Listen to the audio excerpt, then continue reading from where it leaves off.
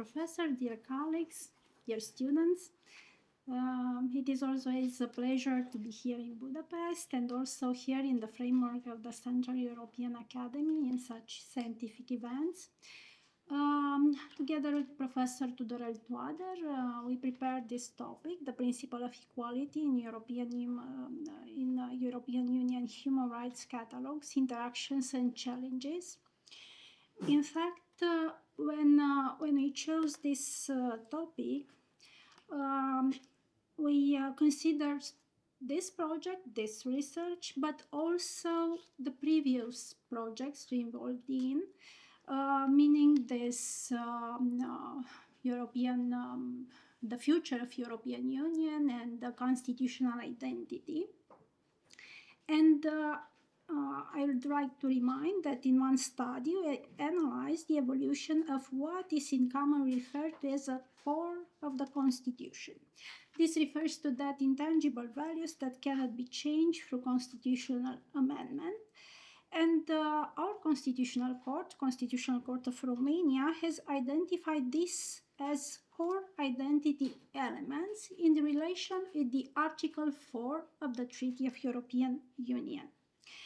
During our analysis in the previous studies, we concluded, based especially to the Constitutional Court of Romania decisions regarding constitutional revision initiatives, that this core is not so immune, this constitutional identity is not so immune to external influences. Rather, it displays a certain flexibility, particularly in how fundamental rights and their protection are interpreted and applied. I'd like to remind that you have on this presentation the provisions of Article 152, paragraph 2 of the Constitution of Romania, according to which no revision of the Constitution can be made if it results in the suppression of the fundamental rights and freedoms of citizens or their guarantees.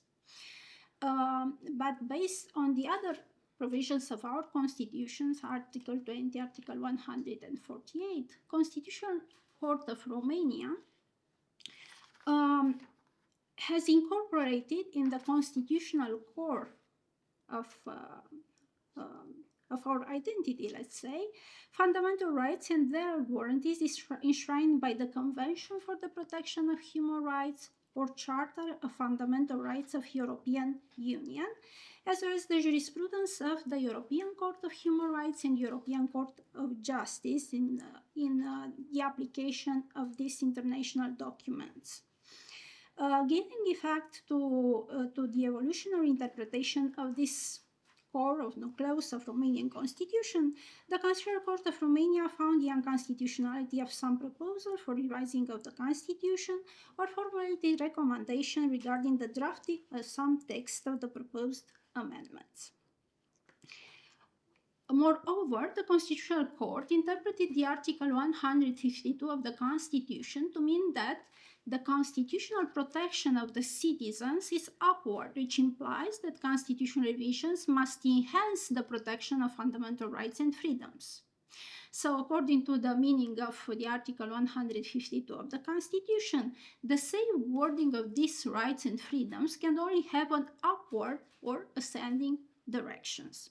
So, from this perspective, I think it is important to analyze what the idea of upward or ascending orientations entails in the context of coexistence among different regulations governing the same rights in the European Union, which may provide various standards and guarantees. And also, another question for this research is, how does this upward orientation influence the dynamics of national constitutional identity within the European Union and also the future of European Union, the identity of European Union in itself? I think this topic is quite complex. So in relation with the principle of equality, we found that this principle offers perhaps the most comprehensive perspective to answer to such questions. because this principle of equality characterizes fundamental rights and freedoms, being at the same time a guarantee of each individual fundamental rights. So we can interpret the principle of equality in itself, or can interpret this principle of equality in relation with the other rights enshrined in the Constitution.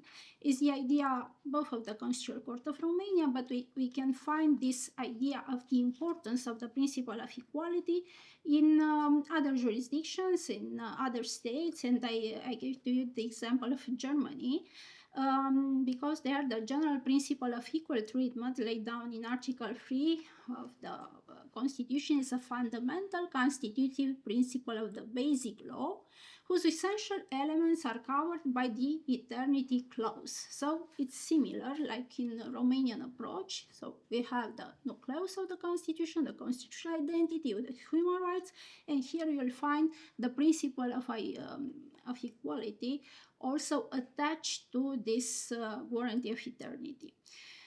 Also, one of the main principles of the rule of law, the core identity of the European Union, Article 2 of the Treaty of European Union, is that everyone is treated equally before the law.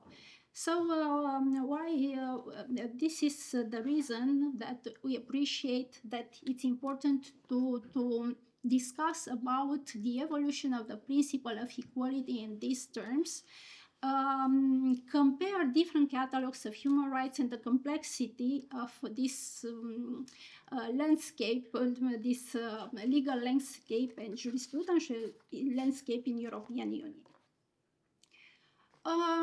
So first I will present a little bit the complexity of this legal landscape, and after that, in order to offer an example of the interplay of the catalogues of human rights within European Union, I will give you two examples related to the principle of equality in relation with the equality between man and woman.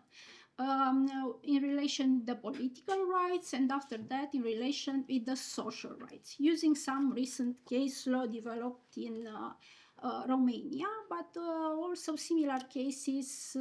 I'll show you there are similar cases in other countries of the European Union. So very short about the catalogues of human rights, because you all know that we have here in this region a lot of catalogues of human rights, European Convention on Human Rights and the protocol, additional protocol concerning the prohibition of discrimination. We have also the Charter of Fundamental Rights of the European Union as concerned the EU law. We have a lot of international and European agreements and conventions that apply the principle of equality. Of course, we have universal instrument, the Declaration of Universal Rights, but also we have regional instruments, and not all the instruments have been ratified by all European Union member states. It is the case, for example, it is very debatable, this case of the Convention of Istanbul, you know about this. And of course, we have the constitutions of the member state, because each member state has its own constitution with a large catalog of human rights. Another challenge, so a lot of regulations. Another challenge, the overlapping jurisdiction between the European Court of Human Rights and the Court of Justice of European Union, and the relationship between that courts and national courts. We used to discuss about dialogue, but not all the time there is a real dialogue. Sometimes it's a monologue, or sometimes we have some tensions between these courts. I quoted here a fragment from an article of the President of the European Court of Justice, according to which, from the fact that the Charter is now legally binding, it does not follow that the European Union has become a human rights organization. And the European Court of Justice has become a second European Court of Human Rights. To this effect, the second paragraph of the Article 6 of the Treaty of European Union stresses that the provisions of the Charter shall not extend in any way the competencies of the Union as defined in the treaties. But in reality, we have a lot of case law of European Court of Justice concerning the standards of the human rights as provided by the Charter of European Union. That's why some authors discuss about the two senates of Europe's constitutional jurisdictions, and over time the overlapping jurisdiction between both courts has created challenges in maintaining a consistent approach of the protection of human rights. I give you an example as concerned the limitation of human rights. Somehow the European Court of Justice, European Court of Human Rights, they have different approach in this regard. And the European Union accession to the European Court of, to the Convention of Human Rights, as required by the Treaty of Lisbon, was intended to create a greater coherence between the two catalogues of human rights. But as you know, we don't have at this moment this accession of the European Union to the Convention. Another challenge, also in terms of this complicated landscape, member state differences in terms of legislation, culture, and traditions. Identifying common standards for applying the principle of equality across the European Union is complicated by differences in these areas. Variations in national laws and societal norms can affect how equality is understood and implemented, particularly in areas such as gender equality, religious expression, and migrant rights.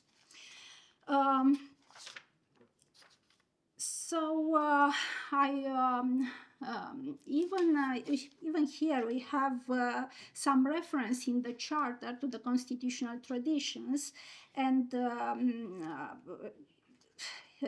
this interpretation of constitutional traditions in relation with the Charter, with the understanding of European Court of Justice of the level of protection and the standards of protection of human rights is a challenge in itself. Also, we have different constitutional regulations regarding the reception of international catalogues on fundamental rights. I used for this chapter the papers presented by the constitutional courts in a congress dedicated to the relationship between the catalogues of human rights, and I found there that situation. I put in the slide. There are states where the international framework, the international acts concerning the human rights take precedence over national law, including constitution, an example Luxembourg. In others, they have a similar weight as constitutional level, as Croatia, Czech Republic. In others, they have a less weight than constitutional laws. In other countries, the weight of individual international treaties that varies. Or in federal countries, international human rights treaties may have the same weight as federal legislation. So many treaties, so many conventions, so many interpretations, so many types of reception of them in our constitution. And now I'll show in 5 minutes this interplay in relation with some cases of the Constitutional Court of Romania and other states, as I said, with happy ending, because it is about the equality between man and woman and the steps in order to obtain this equality in the exercise of political rights and social rights. There is a very recent decision of the Constitutional Court of Romania. It was, of course, we have this challenge, as I said, but a kind of solution for this challenge, a theory of layers of protection we have at the level of European Union. But in fact, as I'll show to you, this theory, it's difficult to be applied in practice. And this happy ending with the recent the recent decisions of the Constitutional Court of Romania. It's an example of good practices in this regard, but there are also another areas where this still challenging this approach. In terms of the general approach of the equality, of the principle of equality, also in that reports of the constitutional courts in the current Congress I mentioned, I found a general approach which is an agreement with the interpretation and application of the equality in the jurisprudence of European Court of Human Rights, but also there are some nuances, and I gave to you this example. For example, the Constitutional Court of Spain. In this case, the Constitutional Court interpret the prohibition of discrimination, including only the right to be treated equally in comparable situation, but not the right to be treated differently in the different situation. Also, German Federal Constitutional Court mentioned that the principle of the Constitution openness to international law does not require that the domestic legal order be schematically aligned in parallel to international law. So it is a process in order to adapt these standards in agreement with the national standards provided by the Constitution. And now the examples I mentioned as concern the political rights. That recent decision of the Constitutional Court of Romania published this month. In this case, the Constitutional Court of Romania found the constitutionality of the provision of a law regarding the election of local public administration authorities, according to which the list of candidates for the election of local councils and county councils must be structured to ensure the representation of both genders, unless the list contains only one candidate. This text was challenged. That was an exception of unconstitutionality, and the authors of the exceptions criticized the text because they said this text is against the principle of equality as concerned men and their political rights. Because the practical situation they discussed was the situation of small towns where you can find women to put on the list, and your list will be rejected because you don't have this kind of representation, both gender represented on the list. But the Constitutional Court rejected this criticism and found the constitutionality of the law. Maybe something it doesn't work, and I mentioned there, I put on this slide, just in 2 minutes I will show you.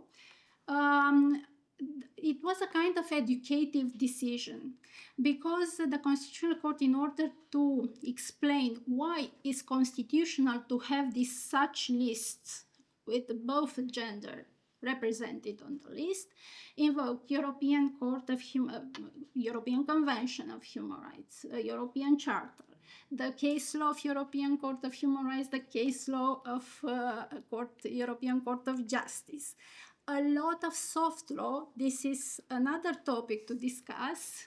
What happened with the soft law? A lot of recommendation and a lot of from the Venice Commission, for example, was mentioned in this were mentioned in this decision.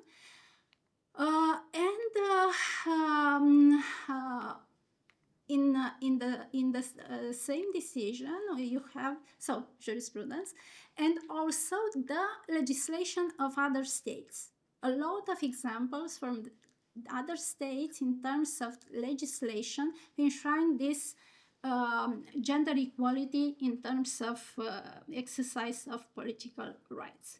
So based on this extensive approach, an interplay between international instruments, national instruments, case law of European Court of Justice, case law of European Court of Human Rights, and also, let's say, cross-fertilization, because it was also the example of other states of European Union, the Constitutional Court found that since legal equality is not sufficient to eliminate the factual inequality between men and women, the state has a positive obligation to establish concrete legislative measures to achieve a more balanced representation of both sexes in political life and political governing bodies, choosing within its margin of appreciation among the methods recommended or established at international level.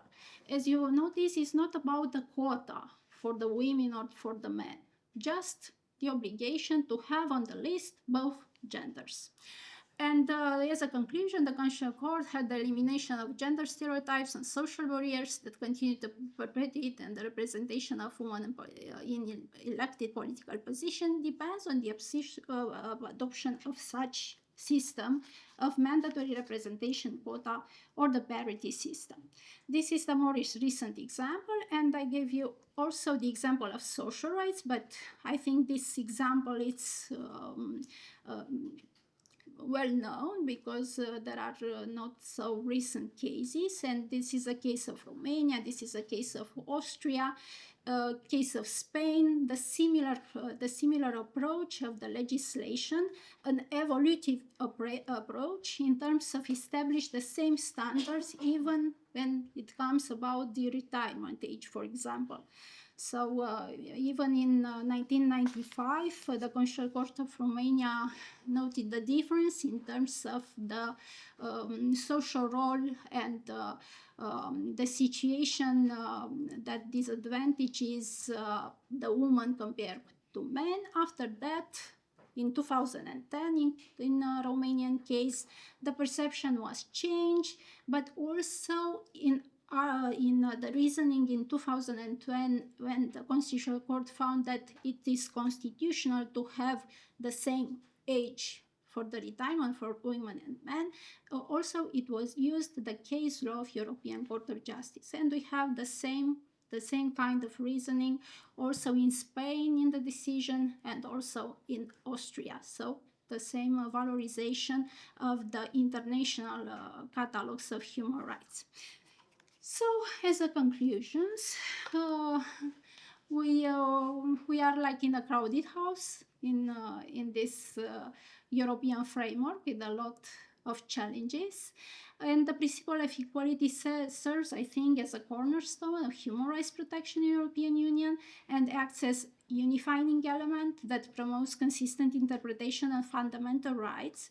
I think it acts as harmonizing force, both vertically, because it's about the international, regional catalogues of human rights, and horizontally through cross-fertilization, bringing together various legislation, standards, and traditions. But coming back to our first questions,